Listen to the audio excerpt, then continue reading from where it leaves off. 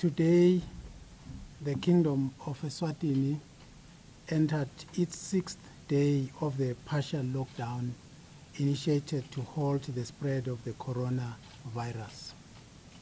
With 850,000 confirmed COVID-19 cases and 41,000 deaths globally, this virus is proving to be among the biggest health challenges the world has faced in many years. This is a highly contagious virus that has the tendency to spread like wildfire across communities and countries. Eswatini remains with 9 confirmed COVID-19 cases and at high risk and high alert. The Kingdom is currently under a status of national emergency. The decision to activate a partial lockdown was crucial in flattening the curve and ensuring that the number of infected does not balloon to overburden our already strained health system. The past 6 days has been a period of many lessons with false starts and uncertainty in some instances as Eswatini adapted to a change of lifestyle never experienced before. I take this opportunity to thank all citizens who have heeded to the call to stop unnecessary travel and stay at home in adherence to the partial lockdown measures. Experience from other countries has taught us that there is no better intervention to restrain the spread of the virus than to keep it contained in one place instead of spreading from community to community. The virus does not move in itself, but people move it and thus spread the risk of infecting others.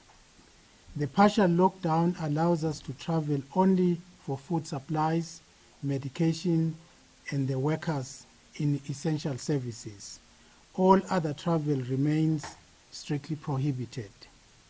May I take this opportunity to appreciate His Majesty the King, King Mswati III and Ingwenyama, for his incisive leadership and direction at this challenging time, and for calling for a National Day of Prayer, which was successfully held on Sunday, the 29th of 2020. Thousands of Eswatini in and out of the country joined the prayer through broadcast channels and government social media platforms. As a nation, we have no doubt that through prayer, all things are possible. My appreciation also goes to the Deputy Prime Minister for the role he has played in effectively leading the national emergency response. The national emergency task teams, regional and sectorial committees have accepted this responsibility with speed and commitment since the national emergency was declared. Government continues to pursue all avenues that will lessen the negative effects of this partial lockdown on the pockets of the populace. To cushion Eswatini from the economic impact of this period and the devastating effects of the coronavirus, government has made several interventions. These include the central bank has reduced the discount rate by 100 basis points. This reduces the cost of debt by 1%. Government has reduced the price of fuel with effect from midnight, the 2nd of April 2020. The increase in the price of electricity has been suspended for 2 months. The renewal of motor vehicles registration has been extended without attracting penalties to the 29th of May. Taxpayer projecting losses are expected to file loss provisional returns and no payment will be required. Government is engaging the transport sector with a view to assist with a small subsidy to ensure the industry to continue transporting workers in essential services and citizens embarking on essential travel. We are thankful to the cooperation we are getting from the transport industry in this difficult period for them and business as a whole. Government further appreciates law enforcement agencies for ensuring that the public complies with the partial lockdown measures. May I emphasize the importance of allowing only essential travel and essential businesses to operate. We are cognizant of the massive economic impact that this partial lockdown will have on business. This decision was not taken lightly. We are called upon to prioritize the health of our people at all times.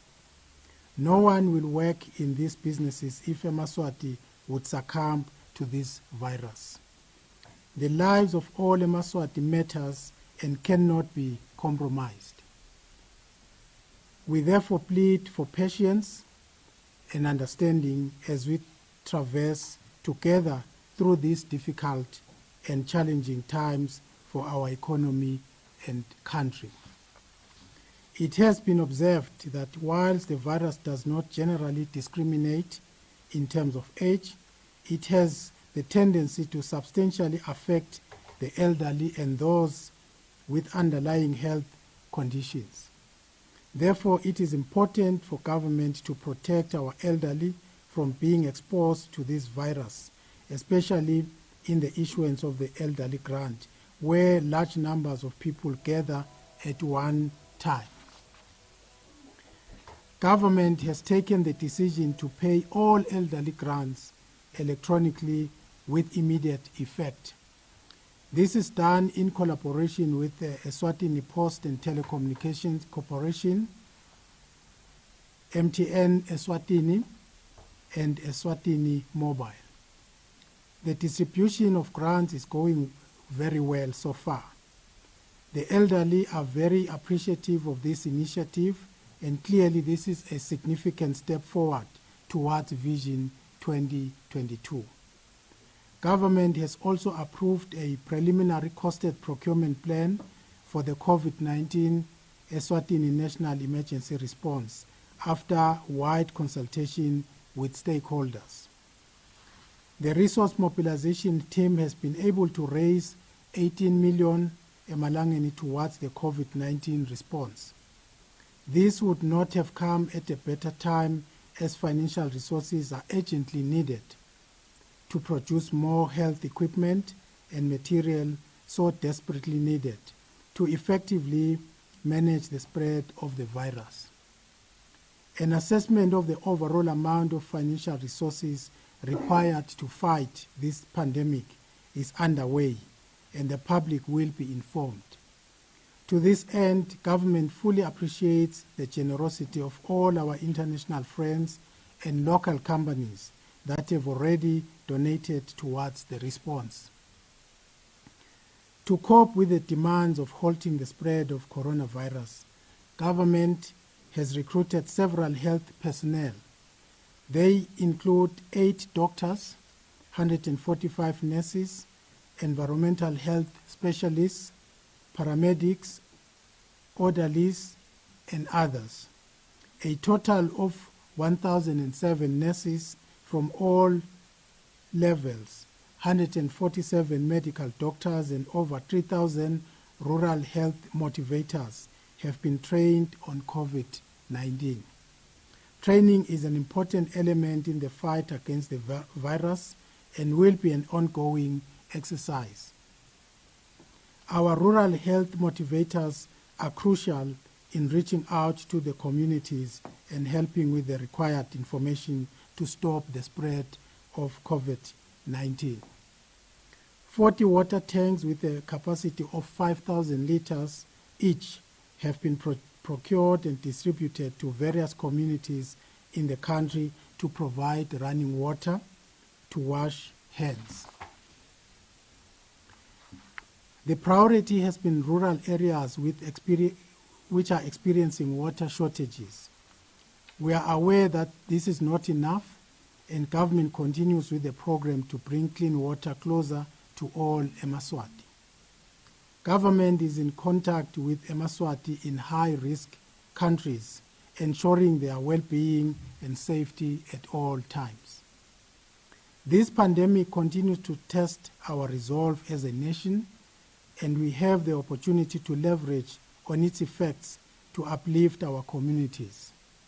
Once again, let us be all vigilant and follow all the partial lockdown measures and health precautions as provided by the Ministry of Health and the World Health Organization.